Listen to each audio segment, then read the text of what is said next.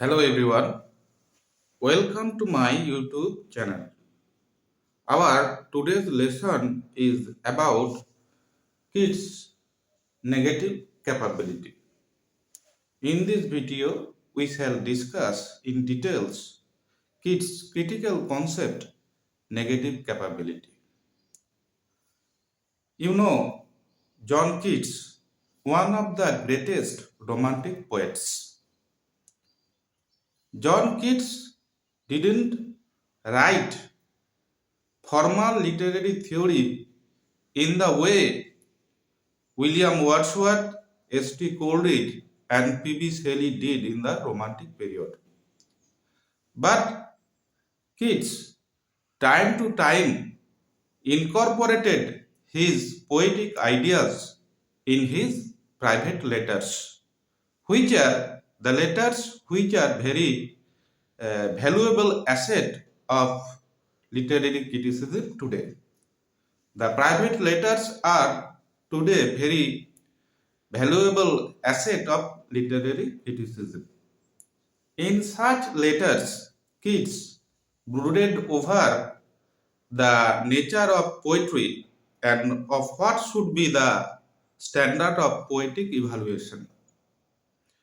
Anyway, before going to our main topic, let me tell you few things that will help us to understand our today's lesson. First, you know that a poet or an author composes his work, and somewhere, especially at the end of his work, end of his writing, he loses control over his plot and characters, and then he start introducing philosophical discussions or general ideas or personal elements, and somehow he concludes his composition, somehow he completes his work, and even he goes to explain the mysteries, the doubts, the uncertainties he found during his writing. The mysteries, uncertainties, doubts, which themselves are inexplicable, that cannot be explained with fact and reasons, the poet or the author goes to explain those things. And the uncertainties, mysteries, these cannot be explained in by with fact and reasons. They are. It is better to leave them what they are. The poet or the author cannot remain content with the half knowledge. Those uncertainties, mysteries, doubts are inexplicable. You cannot explain those transcendental or metaphysical objects. They are beautiful and uh, true in their own way. Second, my second point is that the poet or the author personally gets involved with the character or the action that he delineates in his work, and he cannot maintain the aesthetic distance, that is, the character and the creation becomes one and same. Third and finally, it is often seen that an artist persuades his readers to accept his personal belief or attitude as full and final. So Keats Negative capability opposes such practices that I have just mentioned, and it gives rise to the objective criticism in which the creator and the creation stand apart. Now, from now on, from sorry, now we shall now look at the points that I have already jotted down in the board, and from now on you will get a clear idea of John Keats' negative capability. Though I have discussed it already, I have discussed it in an indirect way, and now I am reading the points here in the board, and you will get a clear idea about the concept, about the literary term, the negative capability. Okay. First, the poet John Keats coined the term negative capability.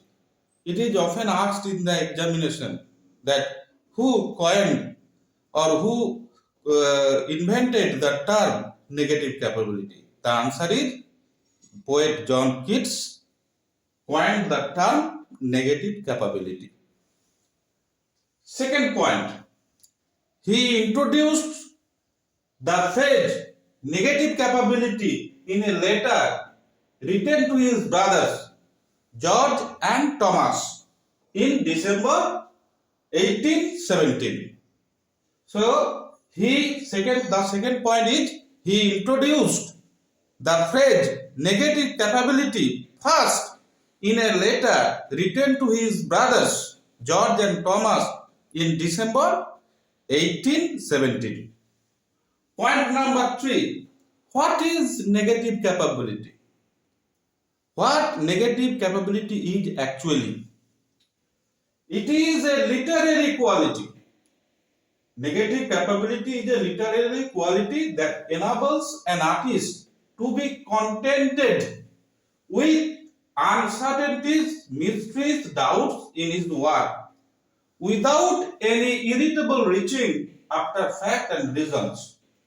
So, if you find uncertainties, mysteries, doubts in his works, and leave them what they are, you must be content with this half knowledge, and it is better that this is actually the beauty of the work is. According to Keats, William Shakespeare possessed this quality the most. William Shakespeare, if you see his drama, Hamlet, Macbeth, King Lear, Othello, you will find that Shakespeare is not Hamlet or Macbeth or King Lear. King Lear is King Lear, Macbeth is Macbeth, and Shakespeare is Shakespeare. Shakespeare and Hamlet or Macbeth are two different entities. Now, point number 4. With this term, Keats castigates Coleridge, who preferred philosophical certainty over artistic beauty. With this term, John Keats castigates Coleridge, who preferred philosophical certainty over aesthetic beauty. So, if you will find in Coleridge that he preferred aesthetic, philosophical certainty over aesthetic beauty.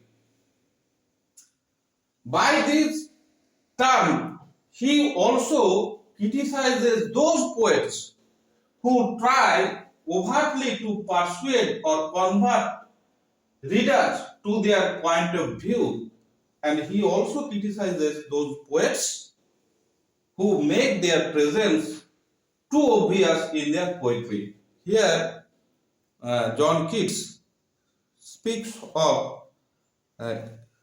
impersonality in literature. And final point, this concept of negative capability foreshadows Eliot's theory of impersonality. You know, T.S. Eliot describes poetry as a poetry is a poetry is an a poetry is not turning loose of emotion, but an escape from emotion. It is not the expression of personality, but an escape from personality. And it also foreshadows the concept of aesthetic distance, and it gives birth of objective criticism in English literature. So this is all about the negative capability. I hope you got it. So please subscribe my channel and share it among your friends, and thank you for watching the video.